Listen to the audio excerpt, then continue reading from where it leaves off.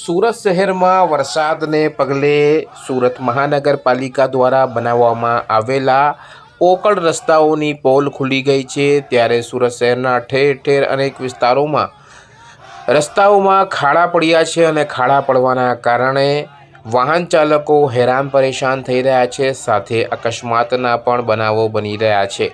ત્યારે સુરત યુથ કોંગ્રેસ દ્વારા સુરતના પૂર્વ વિધાનસભા કતારગામ અને સાબરીનગર મહેક એપાર્ટમેન્ટ નજીક ખાડામાં ભારતીય જનતા પાર્ટીના ઝંડા રોપી કોંગ્રેસના યુવા કાર્યકરો દ્વારા શહેરમાં ખાડા મહોત્સવ જેવા પ્રોગ્રામ કરી વિરોધ નોંધાવવામાં આવ્યો હતો।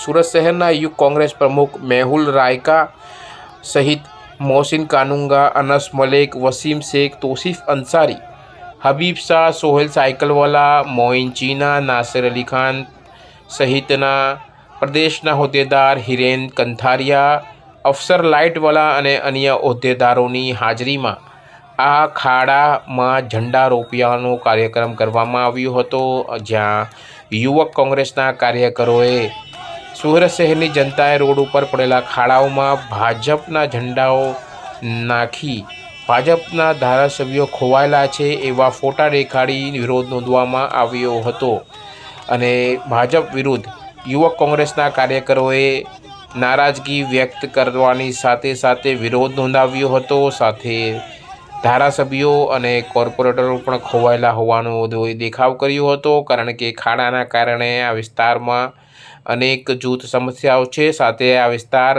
સુરત શહેરના કતારગામ અને સેન્ટ્રલ ઝોન હદ વિસ્તારમાં આવે છે। ખાસ કરીને કતારગામ ઝોન વિસ્તારમાં શહેરનું સાબરીનગર ફુલવાડી વિસ્તાર આવે છે, ત્યાં ખાડાઓની ખૂબ જ ખરાબ હાલત છે, પણ હાલ સુધી કોઈ પણ કાર્પેટિંગ કરવામાં આવ્યું નથી, જેના કારણે આ યુવક કોંગ્રેસના કાર્યકરોએ વિરોધ નોંધાવ્યો હતો, જ્યાં સ્થળ પર વિરોધ કરી રહેલા કાર્યકર્તાઓની સુરતની ચોક બજાર પોલીસ દ્વારા અટકાયત કરવામાં આવી હતી। સુરતની લાલગેટ પોલીસ પણ પહોંચી હતી અને તેમની અટકાયત કરી લેવાઈ હતી। જોકે એ પહેલાં આ કાર્યકરોએ વિરોધ નોંધાવ્યો હતો અને શહેરમાં ખાડામાં લોકો કઈ રીતે પરેશાન થઈ છે તે બાબતે વિરોધ દર્શાવવાનો પ્રયાસ કર્યો હતો।